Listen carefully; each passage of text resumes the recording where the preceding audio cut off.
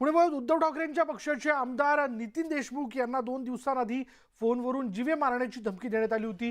मुंबईत आले तर मारून समुद्रात फेकून देऊ असं धमकी देणाऱ्याने म्हटलं होतं। धमकी देणाऱ्याचं आव्हान स्वीकारून आमदार नितीन देशमुख आज सकाळी 7:30 वाजल्यापासून मुंबईच्या नरीमन पॉइंट इथं आले होते। 10 वाजले तरी मात्र धमकी देणारे अद्याप आलेले नाहीत, म्हणून शेवटी नितीन देशमुख त्या ठिकाणावरून निघून गेले।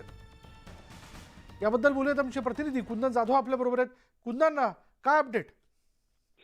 विशाल, रविवारी नितीन देशमुखांना 2 नंबरवरनं फोन आला होता आणि त्यांना जीवे मारण्याची धमकी दिली होती आणि त्यानंतर त्यांनी फोनवर नितेश राणे, नारायण राणे यांचं नाव सुद्धा घेतलं होतं असं नितीन देशमुखांनी त्यावेळी सांगितलंय।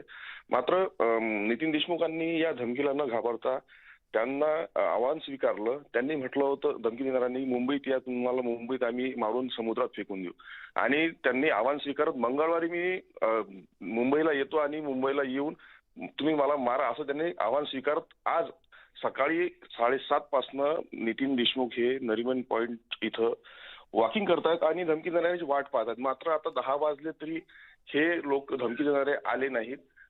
त्यावरूनच हे फक्त पोकळ धमक्या असू शकतात आणि नितीन देशमुखांनी आता आतून निघून गेलेत। विशाल, धन्यवाद कुंदन या सगळ्या माहितीबद्दल।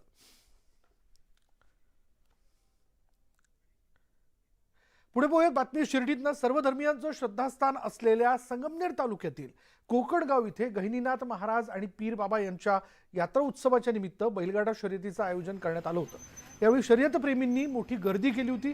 बैलगाडा शर्यतीमध्ये विजेत्यांना रोख रक्कम तसंच पारितोषिक देऊन गौरव करण्यात आला।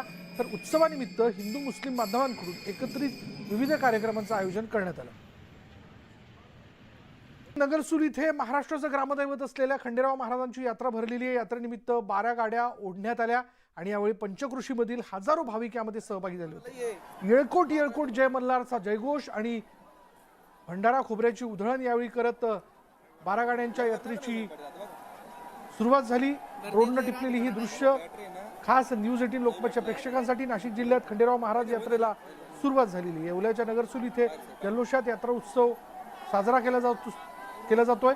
यात्रेनिमित्त 12 गाड्या ज्या त्या ओढण्यात आल्यात, त्यात पंचकृषीतील हजारो भाविक सहभागी झाले होते। खाली पाय